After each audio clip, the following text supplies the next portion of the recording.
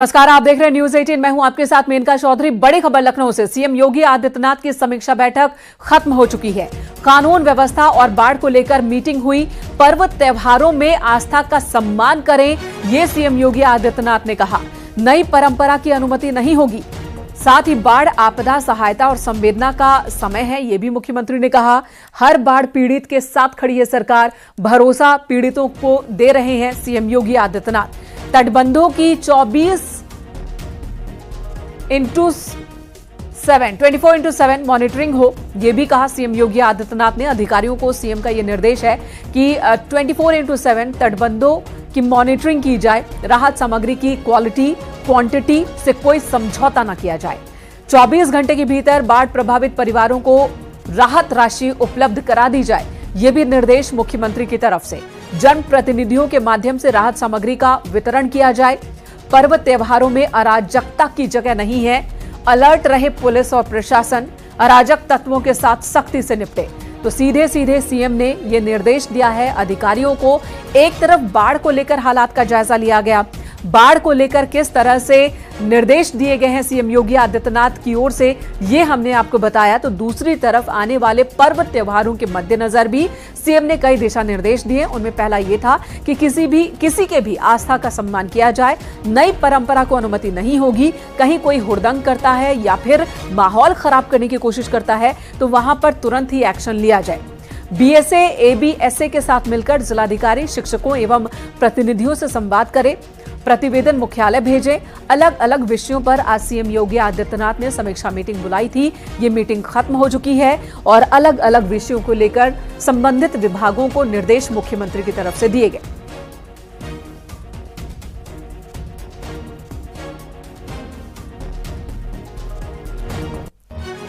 और अगली खबर बरेली से। मौलाना तौकीर रजा ने सामूहिक धर्म परिवर्तन का ऐलान किया है। तौकीर रजा के मुताबिक 21 जुलाई को एक साथ 23 लड़के लड़कियां सामूहिक धर्म परिवर्तन करेंगे। सभी का सामूहिक निकाह भी होगा। तौकीर रजा ने कहा कि हमने जिला प्रशासन से सामूहिक धर्म परिवर्तन और निकाह की इजाजत मांगी है। इस वक्त 23 एप्लीकेशंस हैं। इनमें 8 लड़के हैं जो इस्लाम कबूल करना चाहते हैं और 15 लड़कियां हैं। और इन्होंने अपने रिश्ते पहले से तय किए हुए हैं। तमाम के तमाम बालिग हैं। हमने ज़िला प्रशासन से परमिशन मांगी है। आने वाली 21 तारीख को खलील हायर सेकेंडरी स्कूल में हम पहले चरण में 5 जोड़े हमने मुंतखब किए हैं। उन लोगों का धर्म परिवर्तन तो तकरीबन उनका पहले से है, आपस में वो कर चुके हैं। तो धर्म परिवर्तन की जो प्रक्रिया है वो पूरी की जाएगी और उनका बाकायदा निकाह होगा। सामूहिक निकाह जिसे कहा जाता है, सामूहिक विवाह। तो 21 तारीख को 11 बजे ये कार्यक्रम रखा गया है। और मौलाना तौकीर रजा के सामूहिक धर्म परिवर्तन के ऐलान को लेकर नाराजगी भी देखने को मिल रही है। श्री शिरडी साईं सर्वदेव मंदिर के महंत पंडित सुशील पाठक ने मौलाना तौकीर रजा पर कार्रवाई की मांग की है।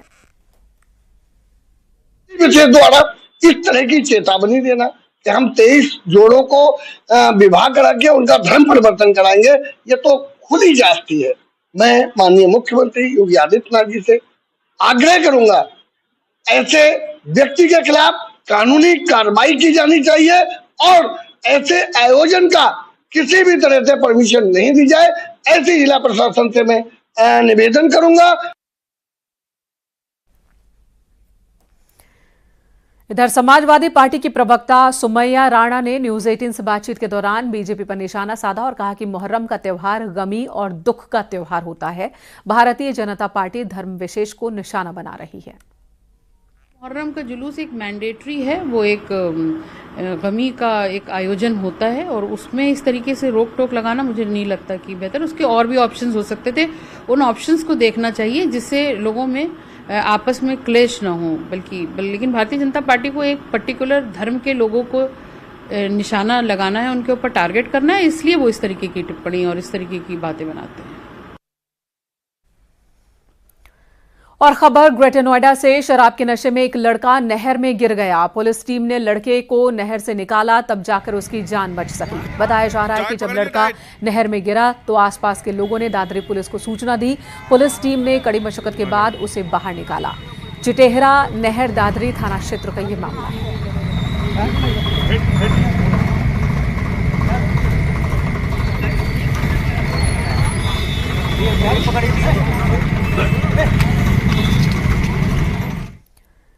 इधर प्रयागराज के सरकारी स्कूल में टीचर्स की लापरवाही का मामला सामने आया।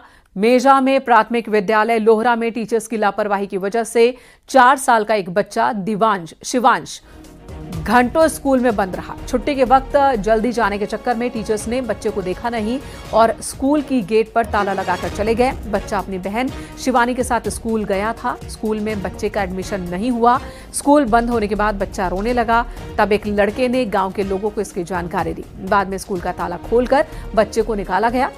इस मामले में बीएसए ने प्रभारी हेडमास्टर और एक टीचर को सस्पेंड किया है। जांच के आदेश दिए।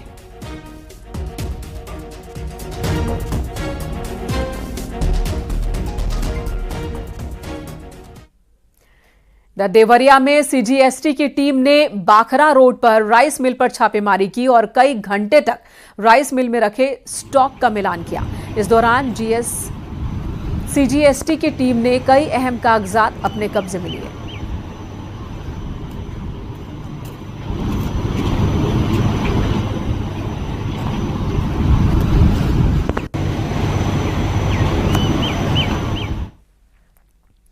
खबर अयोध्या से, रामलला के साथ अयोध्या की सुरक्षा व्यवस्था में अब राष्ट्रीय सुरक्षा गार्ड यानी कि एनएसजी को भी तैनात किया जाएगा। एनएसजी की एक टुकड़ी 17 जुलाई को अयोध्या पहुंच रही है। राम जन्मभूमि के साथ ही अयोध्या के आसपास की सुरक्षा व्यवस्था की कमान भी ये टीम संभालेगी। रामलला के भव्य मंदिर बनने के बाद से ही अयोध्या की सुरक्षा व्यवस्था को और भी सख्त करने की तैयारी चल रही है। अयोध्या में 3500 से ज्यादा सीसीटीवी कैमरे लगाए गए हैं। इसके अलावा येलो जोन और नया घाट क्षेत्र में कंट्रोल रूम बनाया गया है। कुछ नहीं है, अभी एक एनएसजी की टीम मालूम हुआ है 17 तारीख को आने वाली है। वो आएगी और राम मंदिर के साथ साथ अयोध्या की चारों तरफ की स्थिति का अवलोकन करेगी। उसके बाद में सुरक्षा व्यवस्था की यहाँ पर जो वर्तमान स्थिति है उसकी समीक्षा करेगी। उसके बाद में फिर अपनी रिपोर्ट देगी। फिर क्योंकि केंद्र सरकार की एजेंसी है, वो तय करेगी कि आगे सुरक्षा व्यवस्था का कोई अगर सुधार की ज़रूरत है या एनएसजी की ज़रूरत है तो उसके बारे में केंद्र सरकार निर्णय लेगी। भगवान रामलला के नगरी की सुरक्षा और भी सख्त होने जा रही है। भगवान राम की नगरी में अब एनएसजी कमांडो की तैनाती की जाएगी और सूत्रों की माने तो 17 तारीख को एनएसजी कमांडो की एक यूनिट अयोध्या पहुंच रही है, जो रामलला के साथ साथ अयोध्या के आसपास की सुरक्षा का जायजा लेगी। उसके बाद समीक्षा होगी और समीक्षा के बाद बाकायदा एक रिपोर्ट तैयार करके केंद्र सरकार को दी जाएगी। जाहिर सी बात है कि अयोध्या में रामलला के मंदिर बनने के बाद से ही अंतर्राष्ट्रीय स्तर पर चर्चा में है और ऐसे में अयोध्या की सुरक्षा को लेकर व्यवस्थाएं और भी चाक चौबंद कर दी गई हैं। फिलहाल अयोध्या की सुरक्षा में आरपीएफ, सीआरपीएफ और इसके साथ पीएससी के साथ साथ उत्तर प्रदेश पुलिस और उत्तर प्रदेश के नवगठित सुरक्षा दस्ता एसएसएफ की तैनाती है। अब रामनगरी की सुरक्षा एनएसजी के हाथ में होगी। ऐसे में संतों से लेकर श्रद्धालुओं तक उत्साह भी है कि अयोध्या की सुरक्षा भी सख्त होगी और यहाँ सहूलियतें भी मिलेंगी। अयोध्या से न्यूज़ 18 के लिए निमिष गोस्वामी। कौशाम्बी में पुलिस ने मूर्ति चोरी करने वाले एक शातिर गैंग का खुलासा किया। पुलिस ने गैंग के 3 बदमाशों को गिरफ्तार किया। पकड़े गए बदमाशों की निशानदेही पर 42 लाख की मूर्ति बरामद की है। पुलिस के मुताबिक पकड़े गए तीनों बदमाश चित्रकूट और मध्य प्रदेश के सतना के रहने वाले हैं। दिनांक 16/6/24 को थाना सरायकील जनपद कौशाम्बी में लवकुश सोनी द्वारा मुकदमा अपराध संख्या 295/24 धारा 457, 380, 504, 507 पंजीकृत कराया गया था। तीनों अभियुक्त को गिरफ्तार किया गया है, जिनके पास से 10 केजी 296 ग्राम मूर्ति के टुकड़े बरामद हुए हैं, जिनकी कीमत करीब 42 लाख बताई जा रही है। उक्त गिरफ्तारी में एसओजी इंचार्ज श्री सिद्धार्थ और इंस्पेक्टर सरायकिल श्री विनीत और उनकी पूरी टीम शामिल रही है। इधर लखनऊ के एक होटल में एक शख्स ने अपनी जान दे दी है। एक महिला की ब्लैकमेलिंग से वो परेशान था, तमंचे से गोली मारकर उसने खुदकुशी कर ली। लखीमपुर का रहने वाला था, इसका नाम मनोज सोनी बताया जा रहा है। सुसाइड नोट में उसने ब्लैकमेलिंग की बात लिखी है। रेप के फर्जी मामले में जेल भिजवाने का जिक्र है। सैरपुर इलाके के होटल ड्रिप इन की यह घटना है। मामले की जांच में इस वक्त सैरपुर पुलिस जुटी हुई है। दिनांक 15/7/2024 को थाना सैरपुर में स्थित ड्रिप होटल में कमरा नंबर 10 के अंदर एक व्यक्ति ने अपने आप दाहिने कान पट्टी में एक अवैध 315 बोर का कट्टा से गोली चलाकर आत्महत्या किया है। खाली कारतूस पुलिस को मिला है। साथ साथ एक सुइसाइड नोट भी बरामद किया गया है। प्रस्तुत घटनास्थल निरीक्षण हेतु फॉरेंसिक टीम को बुलाया गया है। परिजन को सूचना दिया गया है। पंचायतनामा भरकर बॉडी को पोस्टमार्टम हेतु भेजा जाएंगे। मौके पर शांति है। पुलिस द्वारा अग्रिम विधिक कार्रवाई किया जाएगा। इधर आजमगढ़ में महिला समेत 3 गांजा तस्करों को गिरफ्तार किया गया। तस्करों के पास से 44 किलो गांजा मिला है। सिधारी थाने की पुलिस को सूचना मिली कि मूसेपुर क्रॉसिंग के पास से अवैध गांजे को लेकर कहीं जा रहे हैं कुछ लोग। बरामद गांजे की कीमत 5 लाख रुपए बताई जा रही है। 2 तस्कर असम के और एक देवरिया का रहने वाला है।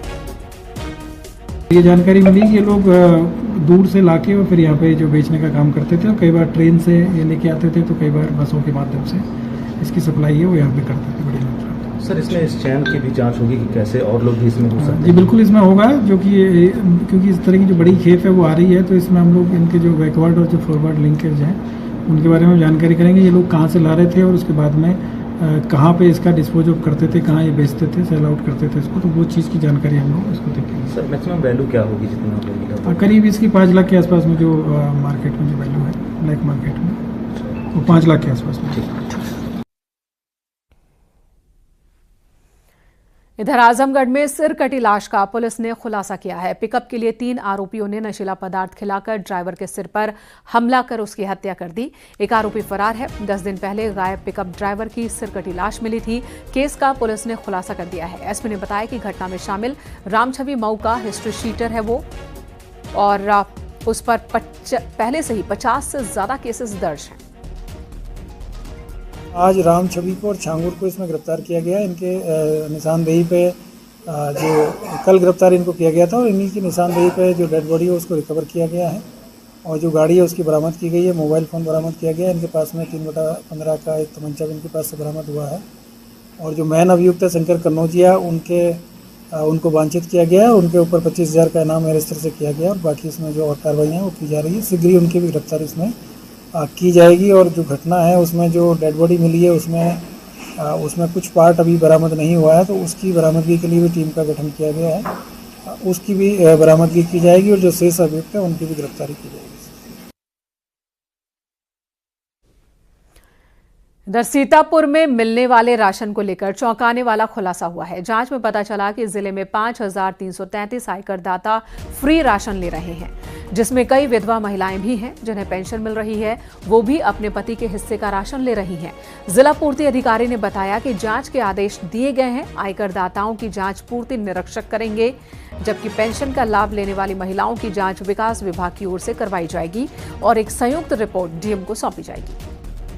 था हमारे पोर्टल पे, इसका हमने जिलाधिकारी महोदय से आदेश कराया है। 5,333 ऐसे हमारे राशन कार्ड धारक हैं जिनके परिवार में कोई न कोई इनकम टैक्स दे रहा है, तो वास्तव में वो अपात्र है। उसका हम लोग सत्यापन करा के, एक बार क्रॉस वेरीफाई करा के, जांच करा के सप्लाई इंस्पेक्टर को दिया, ये करा लेंगे। और साथ ही कुछ ऐसी विधवाएं हैं जिनके पति तो मतलब पेंशन ले रहे हैं, पति उनका नाम मृतक होने के बावजूद जुड़ा हुआ है। इसका भी हम लोग बीडीओ साहब के माध्यम से सेक्रेटरी के द्वारा सत्यापन कराएंगे। और अगली खबर गोरखपुर से, जहां गीता प्रेस ने पंजाबी में हनुमान चालीसा का प्रकाशन किया है। गीता प्रेस ने पहली बार पंजाबी भाषा में हनुमान चालीसा का प्रकाशन किया। एक साथ 30 प्रतियां प्रकाशित की गई हैं। 130,000 प्रतियां प्रकाशित की गई हैं और प्रकाशन के 2 दिन के अंदर ही लुधियाना से 2 लोग आए और उन्होंने 25,000 प्रतियां खरीदी। हनुमान चालीसा 11 भाषाओं में प्रकाशित हो रही है। 15 भाषाओं में 1800 से अधिक पुस्तकों को छापने वाला गीता प्रेस पहली बार गुरमुखी में हनुमान चालीसा का प्रकाशन किया है। 30,000 पुस्तकें गीता प्रेस ने पब्लिश की थी, जिसमें से 25,000 जालंधर चली गई है। डिमांड को देखते हुए और पब्लिकेशन की तैयारी गीता प्रेस की तरफ से की जा रही है। अखिलेश पांडे के साथ रामगोपाल द्विवेदी, न्यूज 18 गोरखपुर। इधर वाराणसी में रेलवे की सुरक्षा व्यवस्था और भी चाक चौबंद की गई है। अपराधियों की धरपकड़ के लिए फेस स्कैन करने वाले कैमरे और 180 डिग्री तक घूमने वाले 12 कैमरे लगाए गए हैं। 24 घंटे निगरानी रेलवे सुरक्षा बल के सीसीटीवी रूम से की जाती है। कैंट रेलवे स्टेशन के डायरेक्टर ने बताया कि सभी कैमरों में अपराधियों की फोटो अपलोड कर दी गई है। इनमें वो अपराधी शामिल हैं जो पहले से ही हिस्ट्री शीटर हैं या रेलवे में किसी अन्य अपराध से जुड़े रहे हैं। ऐसे अपराधी जैसे ही इन कैमरों की जद में आएंगे, तुरंत ही सर्वर रूम को अलर्ट मिल जाएगा।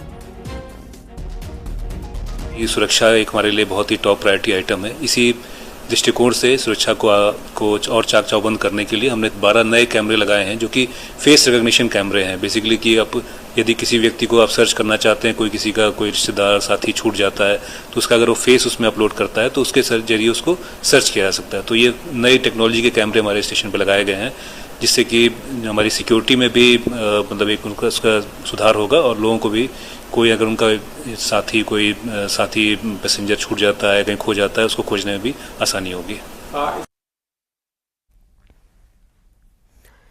उधर बदायूं में बैंक में चोर ने धावा बोल दिया। गनीमत रही कि चोर बैंक की तिजोरी नहीं खोल पाया और कैश सुरक्षित रह गया। चोर ने स्ट्रांग रूम का ताला तोड़ दिया था। दूसरे दिन शाखा प्रबंधक ने पुलिस को जानकारी दी। मामला प्रथमा यूपी ग्रामीण बैंक का है। बैंक में लगा सीसीटीवी फुटेज भी सामने आया, जिसमें चोर कुर्सी से मुंह छिपाकर कमरे में घुसता हुआ दिख रहा है।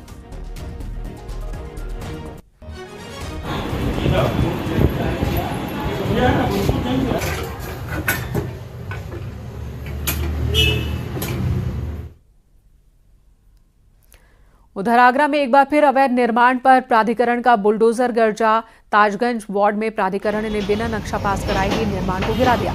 प्राधिकरण के अधिकारियों ने पहले नोटिस दिया था। नोटिस पर जब एक्शन नहीं लिया गया तो बुलडोजर एक्शन हुआ।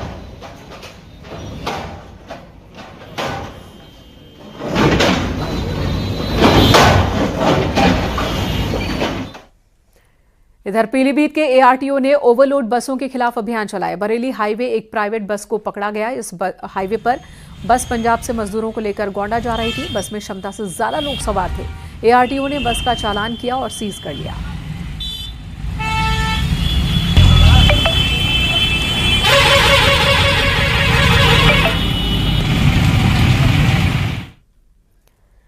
इधर महाराष्ट्र में तेज बारिश के कारण कई नदियां उफान पर हैं। नासिक के अंजनेरी फोर्ट में 200 सैलानी फंस गए थे। जानकारी मिलने पर वन विभाग की टीम पहुंची। मानव श्रृंखला बनाकर सभी सैलानियों को 6 घंटे की कड़ी मशक्कत के बाद सुरक्षित निकाला गया।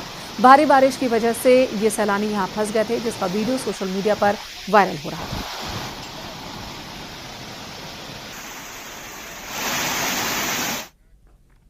यहां रुकेंगे एक ब्रेक के लिए। खबरों का सिलसिला ब्रेक के बाद भी जारी है। आप देख रहे हैं न्यूज 18 उत्तर प्रदेश उत्तराखंड।